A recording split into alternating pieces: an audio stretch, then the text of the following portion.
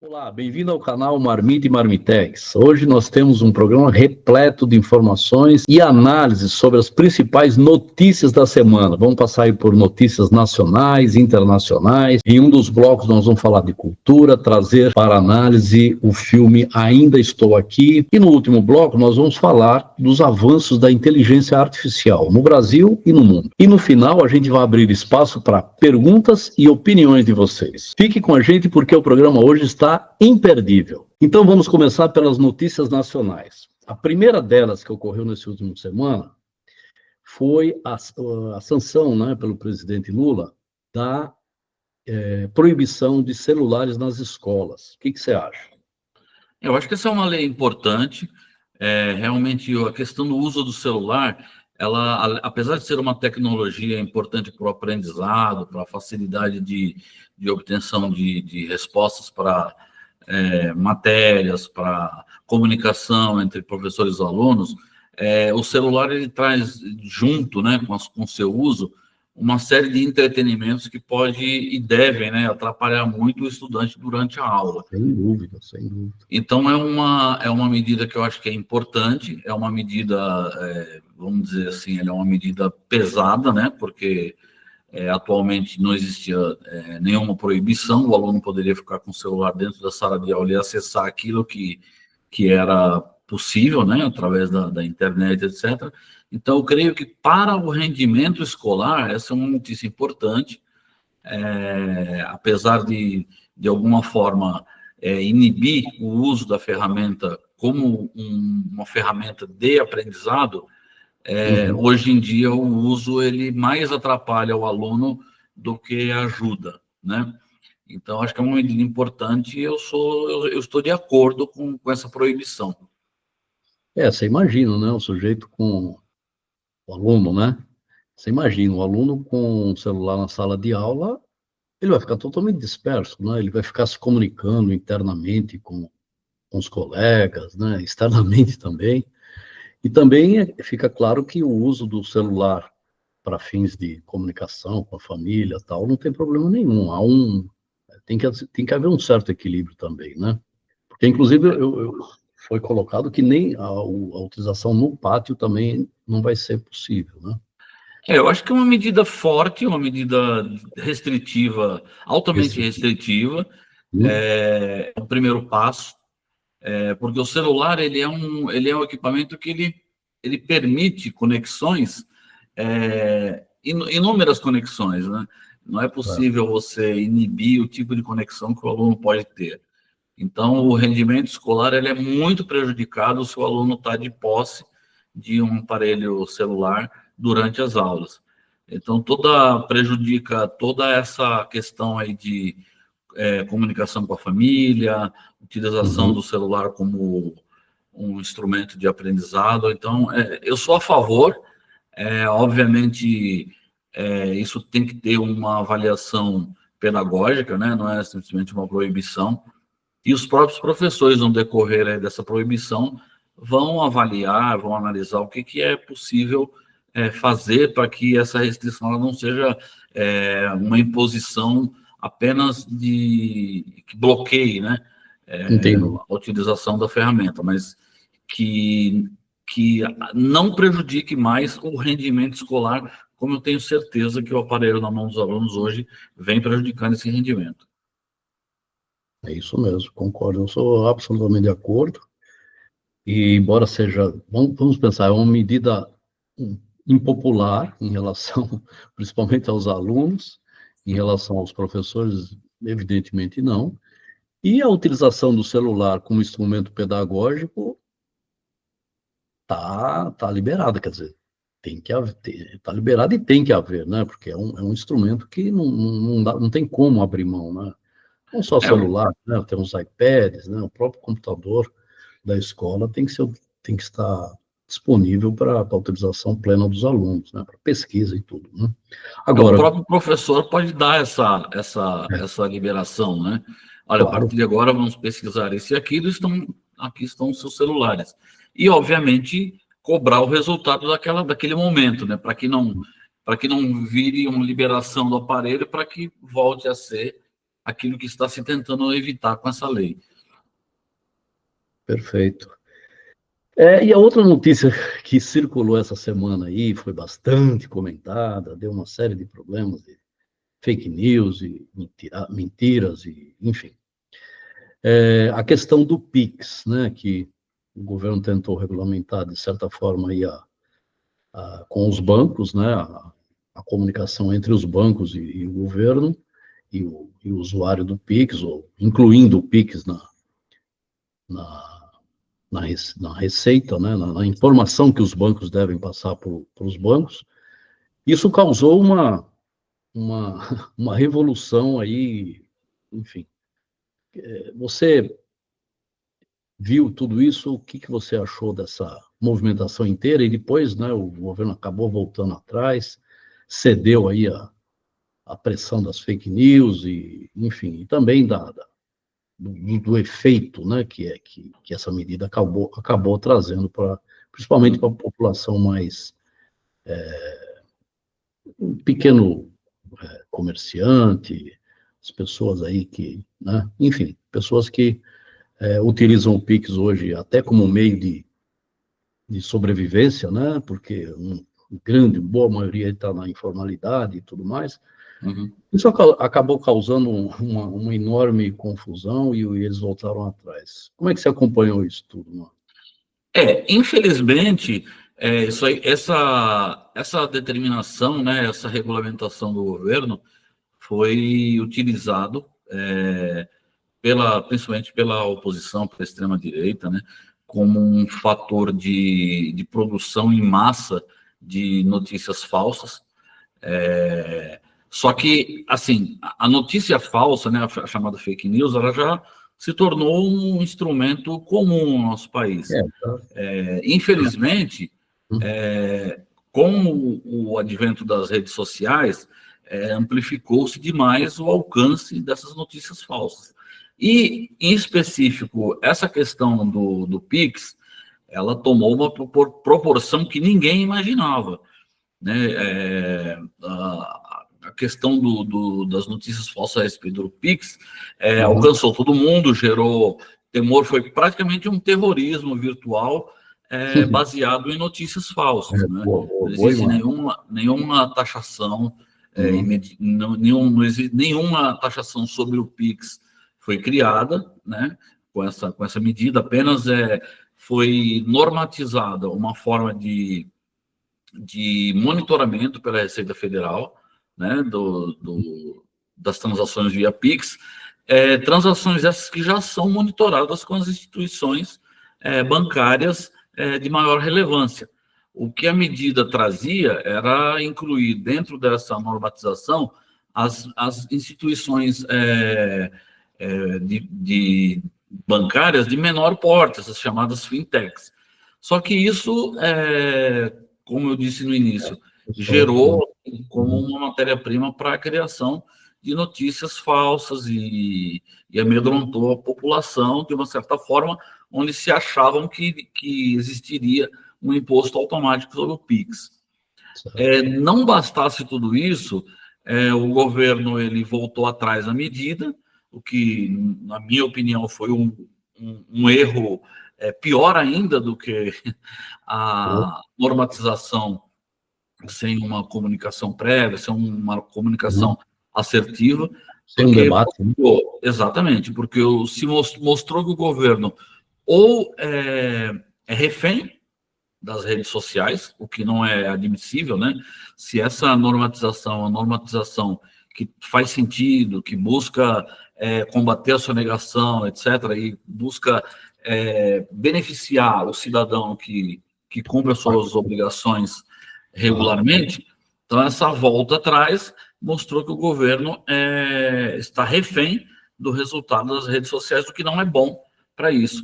Eu acho que o governo, com essa atitude, acabou rifando o ministro da Fazenda, né? O ministro da Fazenda, ele foi, nitidamente, ele estava contrariado com a medida.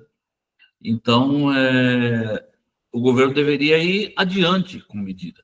E, ao longo do tempo, ele ir explicando as suas reais intenções e manter a medida. Voltar atrás foi um erro, porque além de alimentar a narrativa da notícia falsa com a medida, ao recuar, alimentou ainda mais a narrativa como, bom, se recuou é porque algo de concreto existia nas notícias falsas. Então, foi uma derrota histórica do governo isso. Entendi. Entendi seu ponto, concordo. Mas eu acho também que o governo, Marcelo, ele tomou consciência, né? Por isso que faltou o debate antecipado, né? De ter visto isso antes, que uma boa parcela da população que de fato não recolhe imposto passaria a ficar exposto à tributação, porque eles movimentam valores maiores do que, parece que era 15 mil, para empresas 15 mil, né?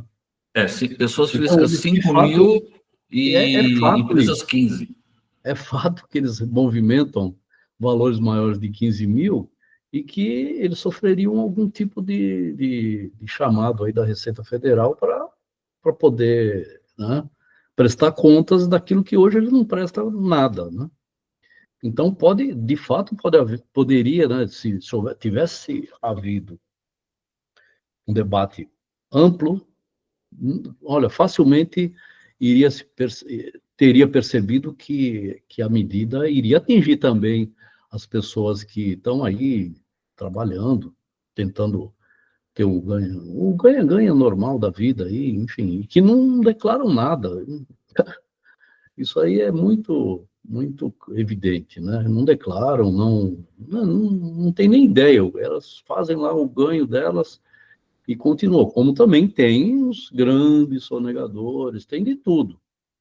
Mas eu acho que essa parte aí também é uma parte que pode ter pesado muito na decisão de voltar atrás. Eu acredito que é uma medida, foi, né? Não é mais.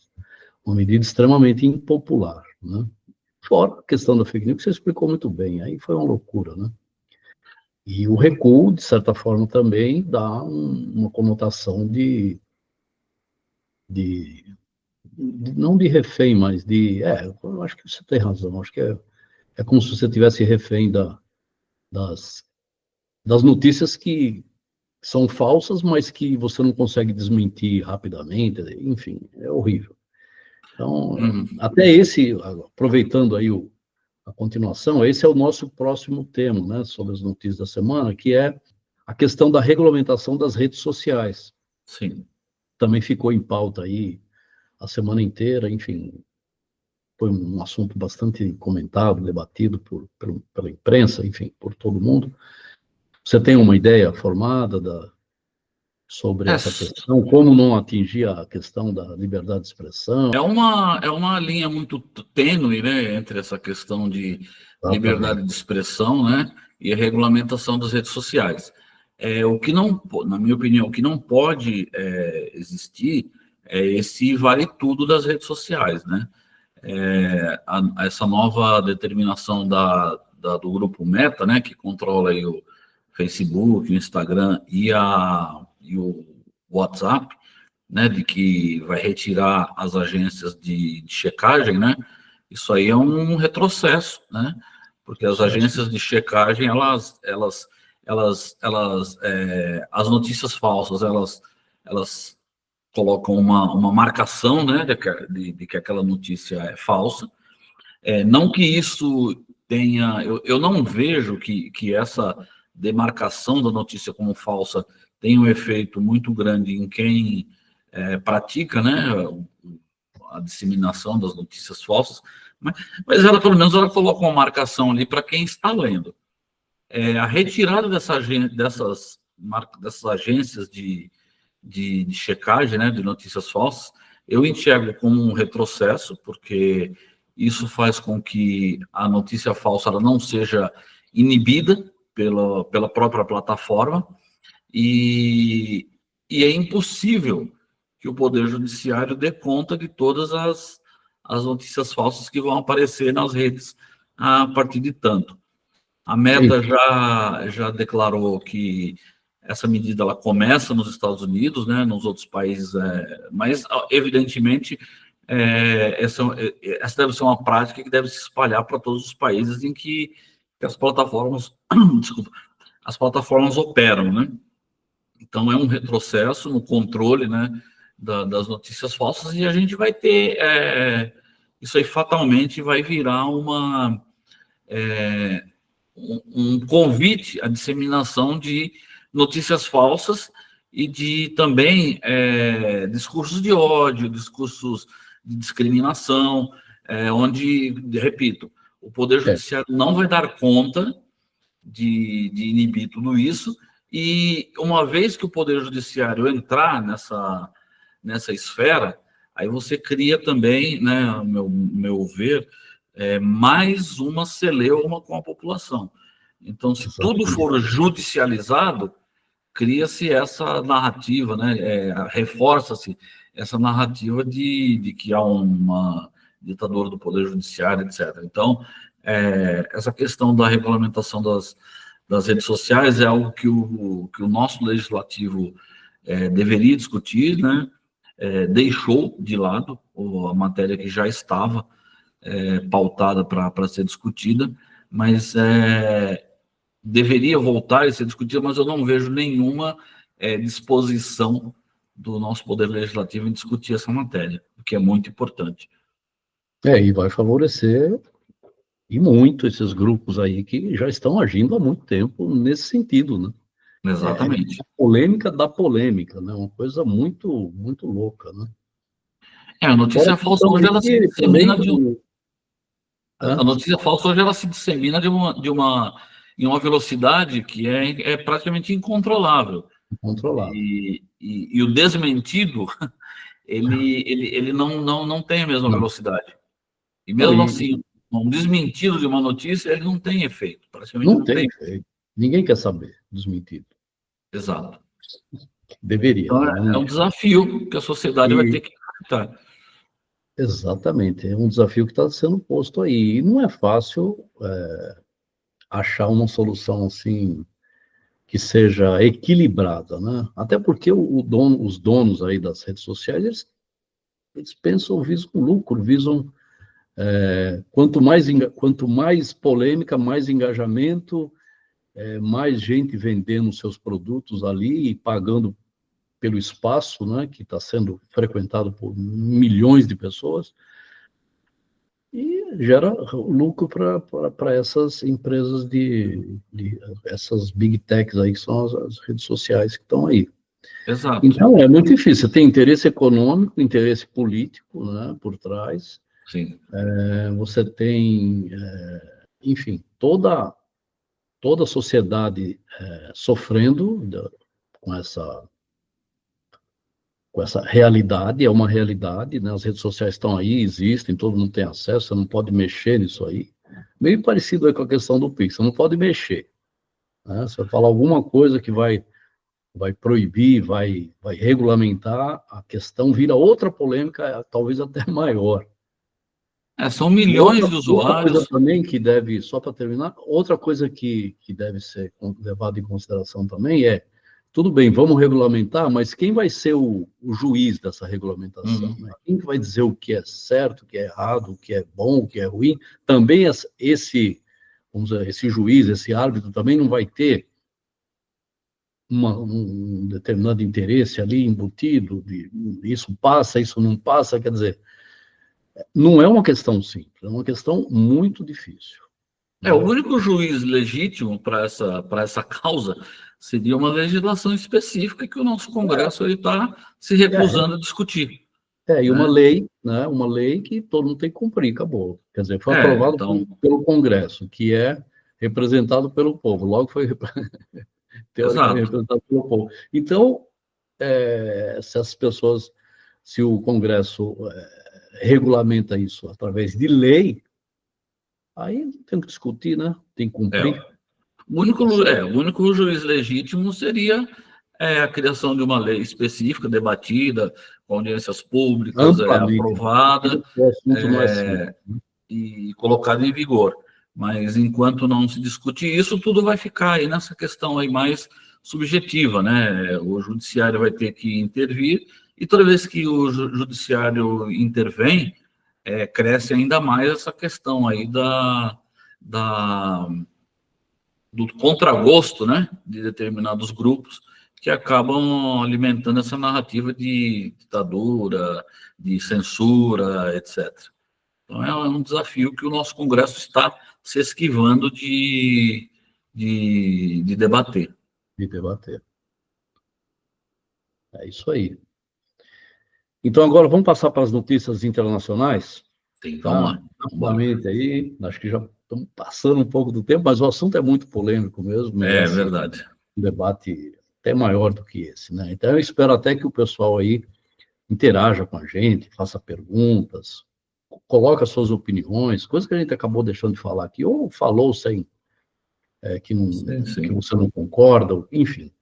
Aquilo que você tiver de contraponto pode ser colocado aí nas mensagens, né? E nós, à medida do possível, nós vamos respondendo a cada um de vocês. Então, vamos passar para as notícias internacionais. Essa semana passou aí, a China alcançou um superávit recorde na história da economia mundial, da humanidade, vamos dizer assim. Isso tem pontos positivos e pontos negativos, né? Bom, do ponto de vista econômico, como é que você vê esse novo posicionamento da China, né, em relação ao mundo, né, vamos dizer assim?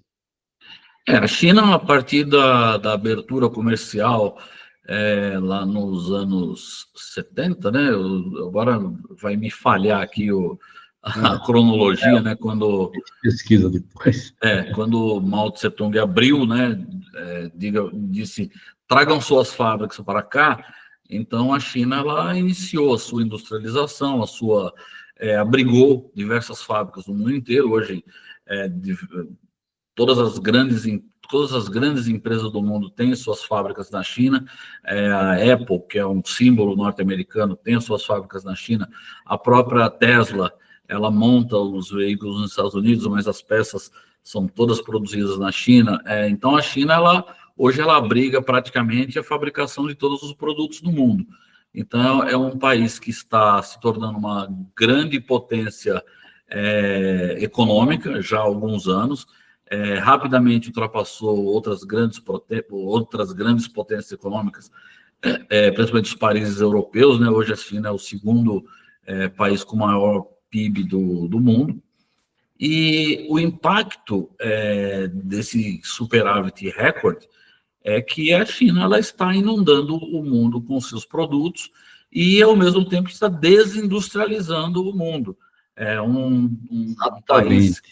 Essa questão da desindustrialização dos outros países, né? Exato. Hoje, por exemplo... equilíbrio, né? O caso dos Estados Unidos, por exemplo. O Trump, praticamente, nas duas eleições, foi eleito com uma das pautas principais era trazer de volta essas empresas que você falou aí, embora tenha uma falácia por trás, tem tudo isso aí, mas a ideia é trazer de volta a indústria para os Estados Unidos, né?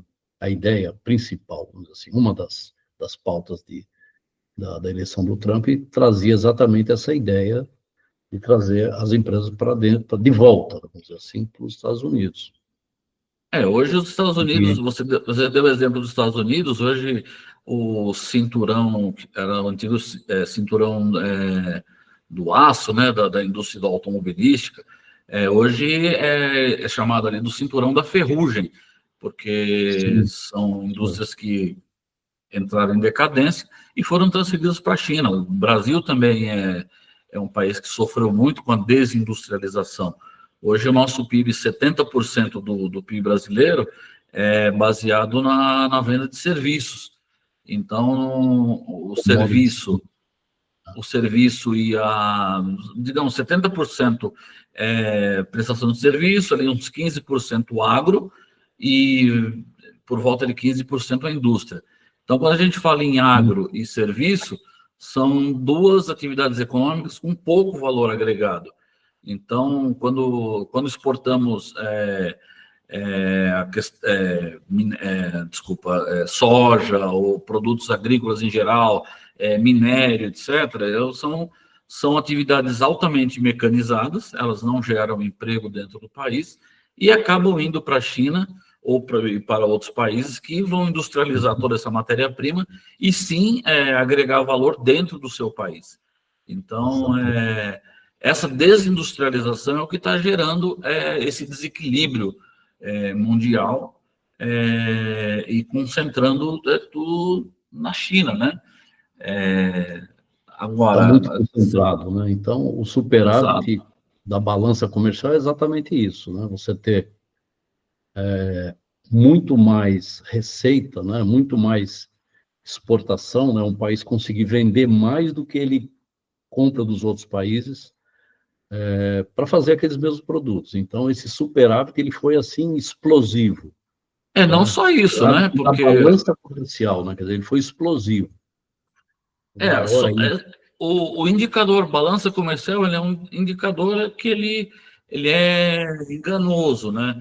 Se a gente verificar hoje a balança comercial brasileira, ela também é uma balança comercial superavitária, mas se a gente se aprofundar nos itens que são exportados, são normalmente itens de baixo valor agregado. Então, são matérias-primas, né? São commodities, minério, soja, são grãos, etc.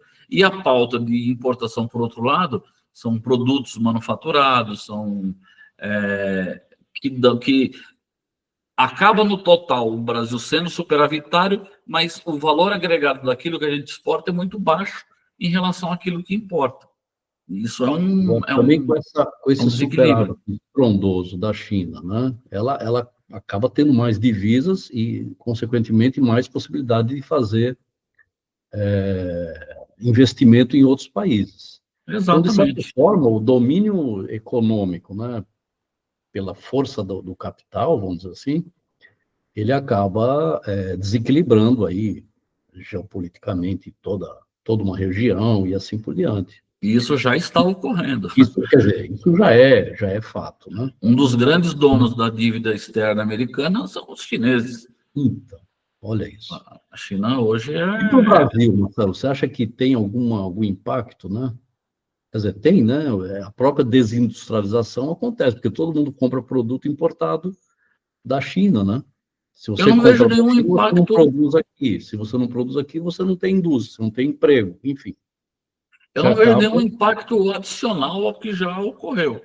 O Brasil foi um país que se desindustrializou. É um termômetro, né? O O termômetro grande está assim, desafio olha, hoje ele está subindo, né?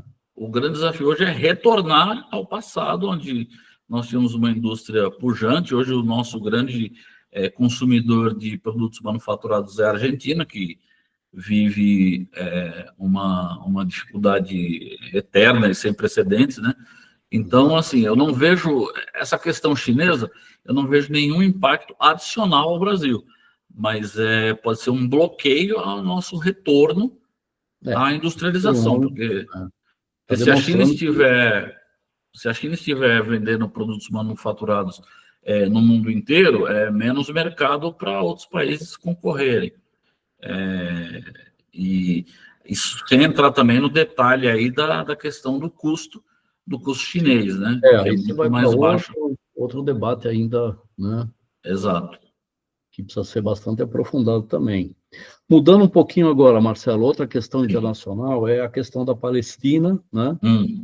E nessa semana Gravíssimo. que passou também, vamos dizer assim, começou-se a discutir um plano aí de um esforço internacional para terminar essa guerra maluca aí que está acontecendo, né? Então, o que você pode comentar sobre esse tema? Essa questão da Palestina, ela também quase é um problema quase centenário, né? Não é um problema que começou há um ano, cerca de 2 anos atrás com o ataque terrorista do Hamas, né? É um problema que se estende há décadas e mais décadas, né? Se agravou mais ainda, né? Porque foi um Exato. ataque brutal, né? Sim, foi um ataque brutal. Se a gente olhar para o passado, a gente vai ver que Israel vem sufocando, né, a Palestina através de assentamentos em áreas que supostamente eram destinadas à Palestina, aos palestinos, né? Na própria Cisjordânia, né? Que eram primeiramente, os palestinos eles não têm uma área contínua de terra, eles têm a Cisjordânia e a faixa de Gaza, e Israel cortando pelo meio. Então, isso fez com que os palestinos não tivessem uma unidade e não tem um Estado nacional. Essa situação e os assentamentos judaicos na Cisjordânia. Isso foi o estupim para a criação de grupos terroristas, que não se trata de defender, né, o terrorismo, os grupos terroristas, mas foi a forma que a Palestina encontrou dentro da sua radicalização, né, da sua parcela da população radicalizada, de reagir através do terrorismo. Então, foi um ataque terrorista brutal que ocorreu, uma coisa sem precedentes, ataque a civis, não há como defender um tipo de ação dessa forma. E, por outro lado, a resposta israelense ela foi também um massacre, um genocídio. O genocídio ficou muito caracterizado com a expansão, né, do controle israelense sobre as áreas destinadas à Palestina, os bombardeios em áreas civis, etc., que provocou... As estatísticas oficiais dizem 45 mil mortos, mas as entidades humanitárias falam que isso já passou de 100 mil mortos há muito tempo, e a sua brutal maioria de civis, né? Mulheres, crianças, etc. Então foi criado ali uma situação de desastre humanitário, né? Hoje os palestinos não morrem mais só pelas bombas israelenses, mas também morrem de fome, até da falta de água. Então, é um desastre humanitário que vai se estender ainda por muito tempo. Então, nós temos aí esse solução para isso, além de, bom, tudo bem, vamos parar a guerra, né, depois de 46 mil mortos, 1.000 e tantas pessoas. Enfim, vamos parar a guerra e daqui para frente o que fazer, né? Quer dizer, como ter uma solução um pouco mais permanente para essa questão da Palestina, né? O Brasil é signatário de que deveria se haver um Estado palestino ali, né? Assim como outros países, a própria ONU tem essa mesma posição. Mas Israel é irredutível com relação a isso, né? Os Estados Unidos que apoia também. Mas tudo bem, vamos passar por essa guerra e o quê? Vamos reconstruir Gaza, vamos devolver os hospitais, vamos devolver as estradas, a infraestrutura mínima que eles tinham, agora não tem mais nada, quer dizer, vão dar algum alimento, fazer alguma uma ação aí positiva, mas e a continuidade, né? Não há um plano, né? Existe cessar-fogo, mas não foi discutido um plano para a reconstrução de Gaza, quem vai financiar essa reconstrução, em quanto tempo? Tem que ter, né? Senão, só parar a guerra, cessar a guerra, tudo bem, tá? Tem que cessar a guerra também. Mas tem que ter um plano conjunto, e aí eu estou pensando aqui, né? Mas não há. Não há. Tem que envolver todo mundo, todas as nações, né? Porque todo mundo tem algum tipo de... Não há um plano, mesmo porque não há um perigo iminente, como havia um perigo, entre aspas, iminente ao final da Segunda Guerra, que era o avanço do comunismo. O avanço do comunismo na Europa através da Rússia. Então, não há um perigo iminente de tomada das terras da Palestina por algum opositor ao regime americano, enfim, ao regime de Israel. Então, é um cessar-fogo que alivia a vida coisa, aí, antes de qualquer coisa, que alivia a vida das pessoas, que cria uma esperança nas famílias israelenses de que os reféns irão retornar para casa, aqueles que sobreviveram a tudo isso, mas não há um plano de reconstrução, e o massacre aos palestinos ele vai se dar agora de outra forma, pela fome, pela doença, pela falta de recursos, etc. Então, muitos outros palestinos vão, milhares e milhares de palestinos vão morrer agora, não mais por bombas, mas por falta de recursos. E eu creio que o mundo não vai saber a respeito Eu acho disso. que o mundo, né, O mundo vai saber através deveria saber isso aí através das imprensas aí ditas democráticas, né? o mundo E vai comemorar o combatem cessar-fogo. fake news e tudo mais, né? Seria um grande fake news aí, encoberto aí por algum motivo, né? É o Isso que aí tem vai. que vir à tona, todos os países envolvidos deveriam, envolvidos não, todos os países, vamos dizer assim, que comandam G20, sei lá, alguma, deveria Um, ter uma preocupação única, né? De um plano não, debatido e colocado em prática, claro, juntamente com Israel e a própria é, Palestina, né? eu não vejo nem Isso não é fácil também, não é pequena. eu não vejo nem os países árabes com essa intenção. Você tem ali do lado países árabes Não, Iraque, bilionários, né? A própria Arábia Saudita, os Emirados Árabes, né? Eu não vejo nenhum desses países dispostos a enfrentar, mesmo porque eles também têm os seus interesses geopolíticos. Então, os interesses deles vão se chocar com os interesses de Israel, e Israel, ali na região, é uma potência militar apoiada pela maior potência militar pela do globo. maior potência, e aí como é que fica, né? Então, realmente é um nó difícil de ser desatado. O último ponto da parte internacional, Marcelo, é sobre a questão, voltando um pouco mais também, né? Mas é a questão da deep, Deepfake. deepfake, perdão. Sim. As deepfakes que tá nos Estados Unidos assim, por que deep? Por quê? Porque ela tá incrementada agora com a inteligência artificial também. Uhum. E, né, embora passado o momento de eleição, né, ela continua fazendo estragos aí pelo Estados Unidos, né? Então, isso vai continuar, porque as campanhas eleitorais, não só nos Estados Unidos, mas como nos próprios países que são apoiados pelos Estados Unidos, elas vão continuar e estão aí a todo momento. Essas deepfakes, elas são, de certa forma, exportadas dos Estados Unidos para outros, né? Inclusive o Brasil, óbvio. Sim. Então, nós estamos diante de um problema, né? Também, que são as deepfakes, né? Como é que você vê isso? Deepfake, eu vejo isso como uma soma de todos os medos, né? Da criação de mentiras eletrônicas, né? Deepfake não só não é uma notícia mentirosa, mas como também é a materialização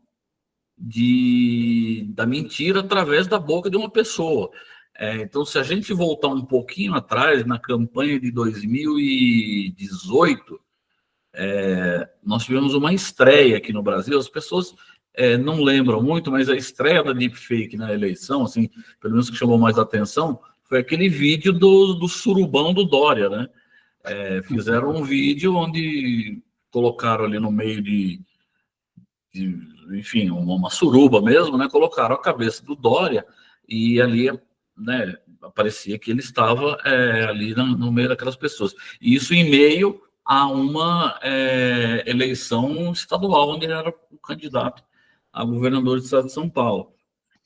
Esse ano, ela retornou, né, com um caso bastante famoso, né, que foi essa deepfake que fizeram com o ministro Fernando Haddad, né, dizendo que iria taxar cachorro, se a pessoa tiver um cachorro, iria taxar Pix, etc.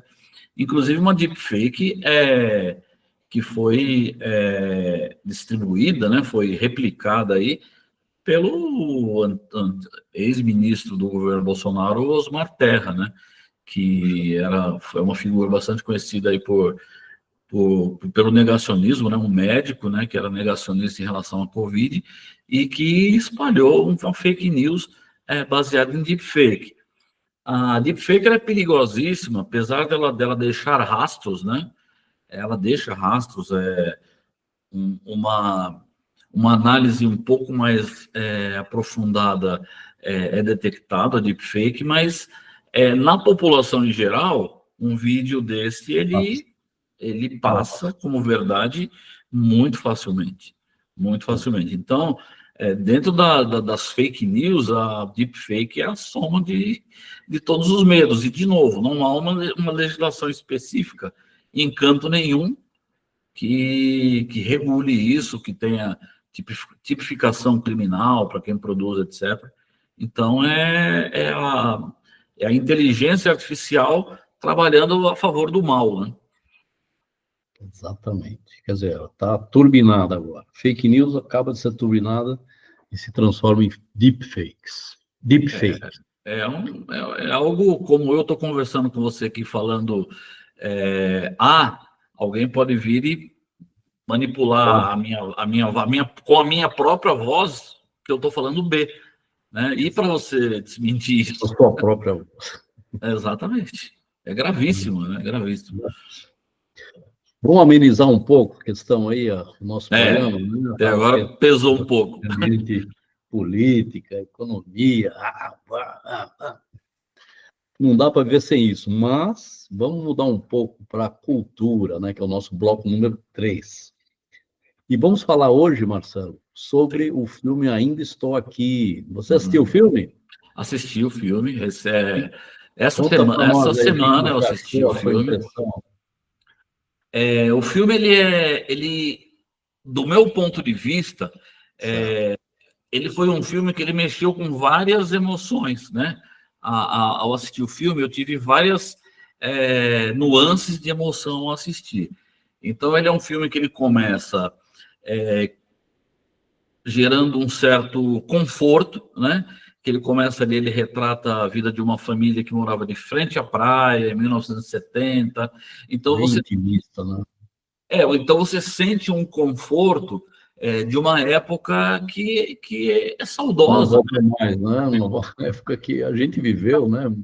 A maioria das pessoas, pelo menos de classe média, exatamente. Se retrata ali, né? Se faz uma... Nós estamos falando de 50 anos atrás, 50 e poucos anos atrás, onde a vida era um pouco mais simplória, era um ambiente ali bucólico, etc. E aí ela traz esse sentimento de conforto, etc. Depois ela entra na questão familiar, né? Que também é uma coisa ali bastante reconfortante, enfim, é algo positivo. E o filme vai passando pelo drama da família, né? Que é o sequestro e assassinato do Rubens Paiva, e ali, como essa família... Então, né? E aí, essa família vivendo a ausência do pai, que era importante, né, naquela família, uma família de 5 filhos, a mãe, etc. Então, passa aquela dificuldade, eles têm que deixar o Rio de Janeiro, e depois você também assiste a força de uma mulher para superar a ausência daquele que era o seu companheiro, né? Não só para criar os filhos, mas ali aos 40 e poucos anos de idade, resolve sair de onde estavam, né? Daquele conforto que viviam, vir para São Paulo. Eu estou dando spoiler do filme aqui, né? A gente nem fez um pouquinho. A gente nem fez aí um alerta de spoiler. E terminar a vida da maneira que ela terminou, né? Se tornando ali uma advogada de direitos humanos, especializada no direito indígena, etc. Então, e com a família, né, toda, né, o Marcelo Rubens Paiva, apesar da tragédia que sofreu ali aos 20 e poucos anos de idade, se tornou um escritor excelente, enfim, que é o filho mais famoso, né? Então, foi um filme que ele tem várias emoções embutidas dentro dela, né? Obviamente tem um destaque de atuação da Fernanda Torres, até eu achei a crítica do Le Monde uma injustiça. Isso não é pachequismo. Eles estão correndo, né? Eles estão usaram um termo estranho, foi monocórdica, né? Monocórdica.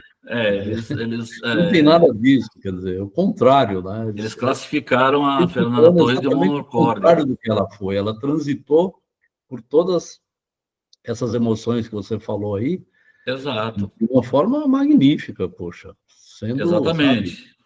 deixando a gente entender que, puxa vida, está passando por isso, olha só a interpretação, quer dizer, você vê na interpretação, enfim, a performance geral do personagem que ela representa, exatamente o contrário, uma Exatamente o variação contrário. imensa né, de emoções e passando isso para a gente, né? Exato, exato, Passando o tempo exato. todo. Então, não tenho dúvida que ela foi extraordinária, nenhuma. Foi uma grande variação de emoções, a atuação dela foi. Agora, até expandindo um pouco mais, né, o comentário sobre o filme, então, tem várias coisas positivas. A gente tem a questão aí da. Muita gente pode nunca ter visto por dentro, né, os efeitos da ditadura militar dentro de uma família, né? Então, o efeito devastador de ter Devastador, um ente querido ali retirado da família exatamente. por nenhum, não existia nenhum crime, ele foi Uhum. retirado da família, a própria Fernanda, a filha, Fernanda não, né, representada pela Fernanda, Dona Eunice, interrogada ali de uma maneira brutal, né, durante semanas, a filha, Presa, né? enfim, 11, então, 12 anos. presa, né, nos quartéis do Ela e a Exército, filha, né? Ela e a ela filha. e a filha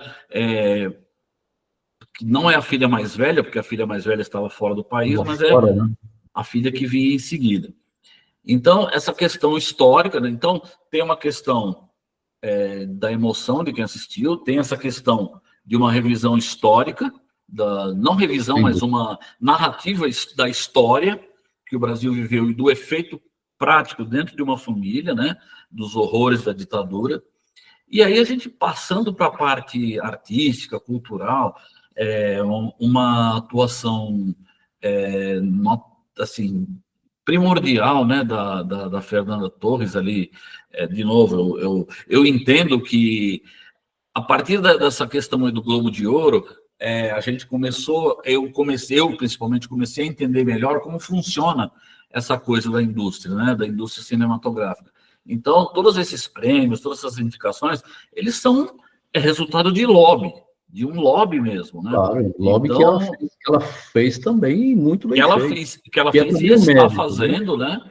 Que é também um Ela, mérito. inglês Então, fluente, sabe? Ela foi interessante para também é muito mim. preparada para responder todas as perguntas, enfim, tudo isso Exato. conta. É um conjunto, né? E Então com foi uma interessante até para atuação mim. Não, extraordinária. desculpa. Então foi interessante até para mim, porque eu confesso que eu não entendia direito esse mecanismo, né? Que existia uma campanha mesmo, né? Campanha. Você Para que o falou bem. filme fosse. Para que o filme chegue nas indicações, para que, enfim, para que as pessoas assistam o filme e possam. Eu não acho que haja um direcionamento dos votos, mas eu entendi nas entrelinhas de tudo isso que nem todo mundo vai assistir todos os filmes. Então as pessoas E é um vão filme de focar com a nisso. língua portuguesa, que é maravilhosa, fenomenal, e a gente tem toda a paixão do mundo pela nossa língua, mas é uma língua que ninguém fala, Uma né? língua que ninguém fala. Principalmente no cinema, nesse meio aí. Então, é uma vitória extraordinária, realmente. Exato, é um Se ela marco. ganhou o Oscar ou não, não sei.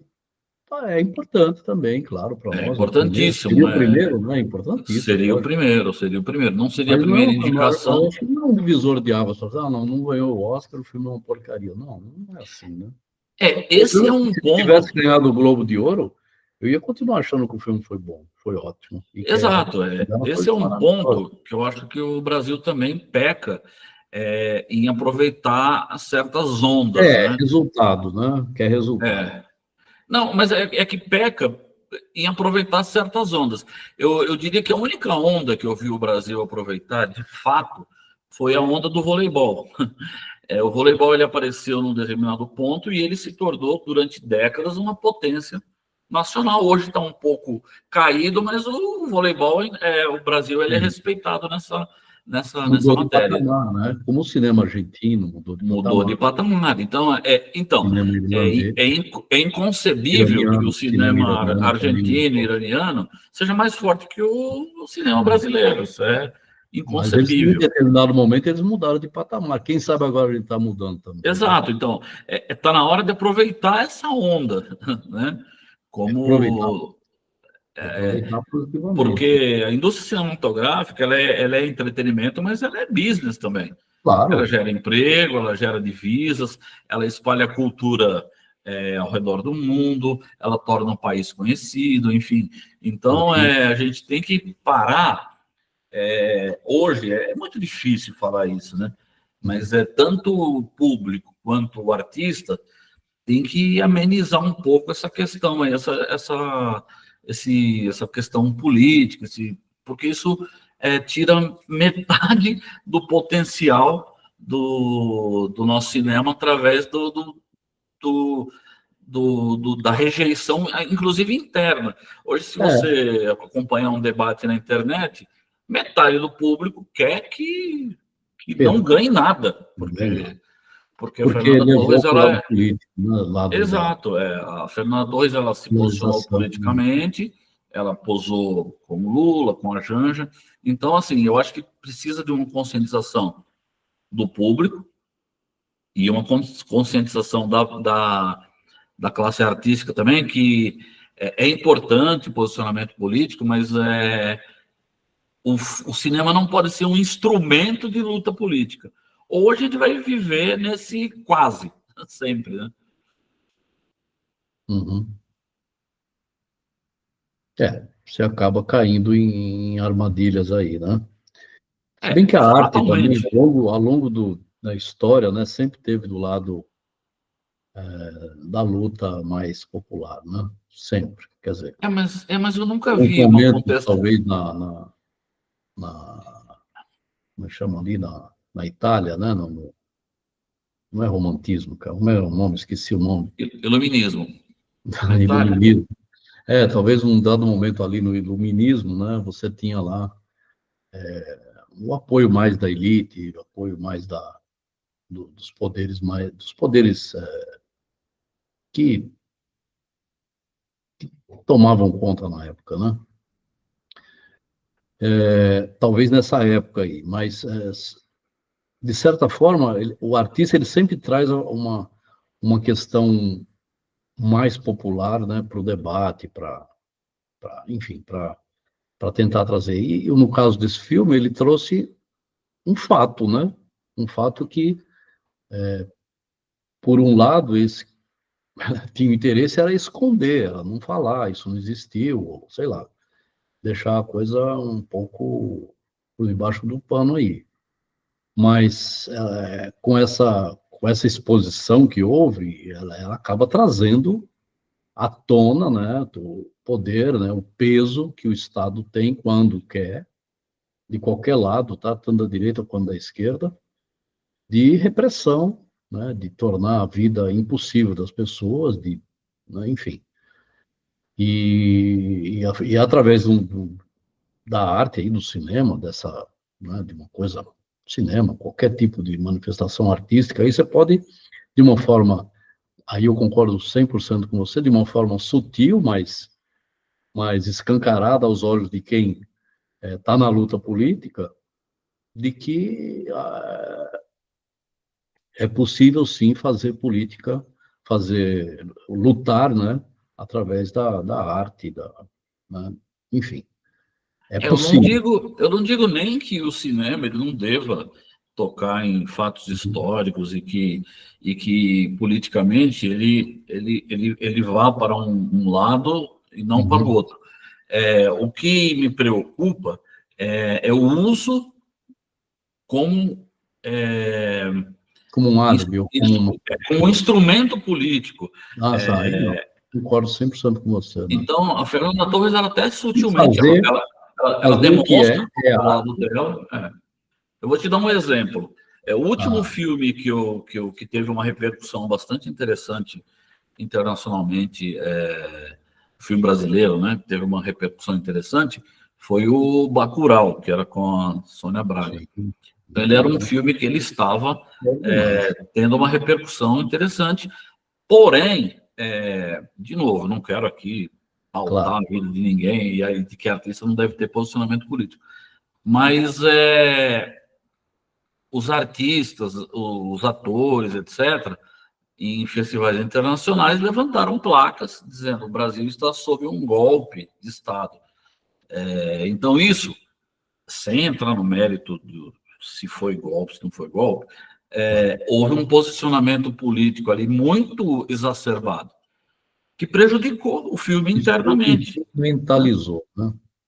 Instrumentalizou. Então, Aí perdeu um pouco da... então os artistas, eles têm, obviamente, como qualquer brasileiro, eles têm o direito e devem se posicionar, eu acho que todo mundo deve se posicionar politicamente, mas fazer um ato como esse prejudicou a obra. Até, sei lá, pode até parecer exagerado, mas ir num festival internacional e levantar uma placa dizendo que o Brasil está sob um golpe de Estado, equivale, sem entrar no mérito, evidentemente, eu não quero dizer... Não precisa entrar. Né? Se foi golpe, se não foi golpe. Eu acho que, assim, em última análise, equivale ao que o Bolsonaro fez de chamar embaixadores estrangeiros e dizer que as urnas do Brasil são fraudadas, etc. Então, um assunto doméstico... internamente, né? Exato. Não precisa ficar expondo aí a roupa suja.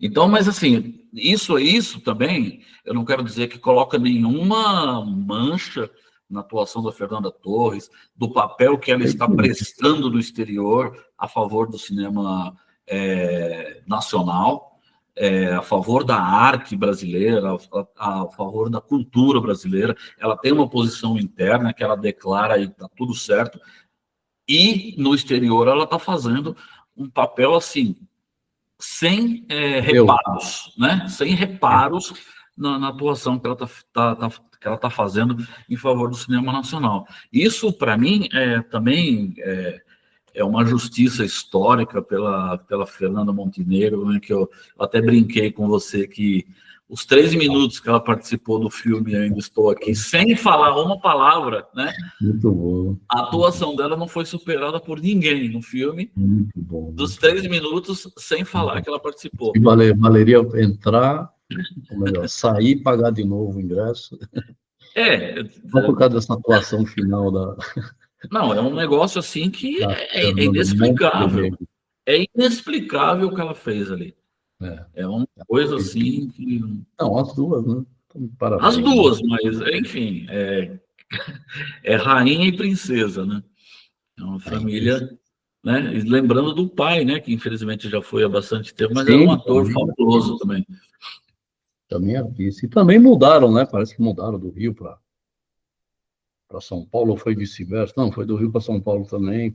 Isso eu não saberia te dizer. Né? Perseguição também.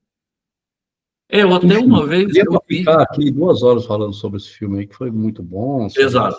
A gente pode até marcar um episódio para falar só sobre isso.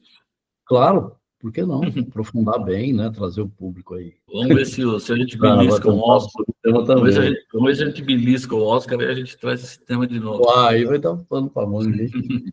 Vamos ver. Bom, o quarto bloco, Marcelo, a gente iria falar, eu estou falando iria, eu acho que você vai concordar comigo, Sim. A gente já se estendeu um pouco mais nos outros blocos, sobre a tendência, o nosso bloco de tendências, né? A gente ia levantar a questão da inteligência artificial e tudo mais, mas eu acho que seria uma correria que não vale a pena, né? Então a gente deixaria para o próximo episódio, né? Estou de acordo. Tempo maior para essa questão da inteligência artificial, até porque a gente já falou um pouquinho embutido aí nos outros blocos, né? A gente falou a parte ruim da inteligência artificial. Nós falamos a parte ruim, né? Tem a parte... tem a parte boa também, né? Ela já está no meio de nós, né? A inteligência e aí eu vou até deixar umas perguntas, então, agora no último bloco, né? Que é a questão de... a gente vai querer ouvir, né?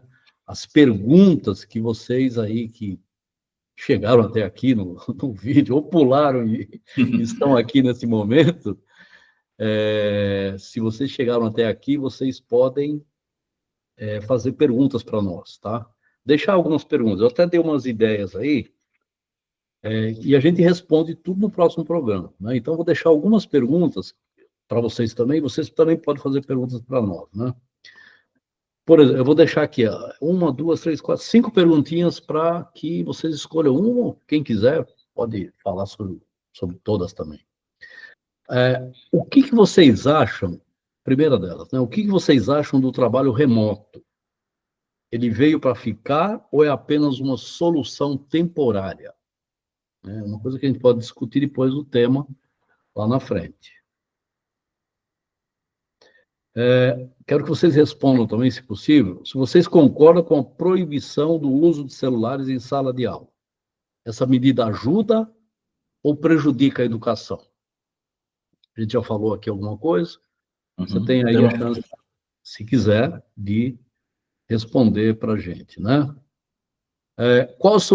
Terceira, qual a sua opinião sobre o reconhecimento internacional de artistas brasileiros como Fernanda Torres?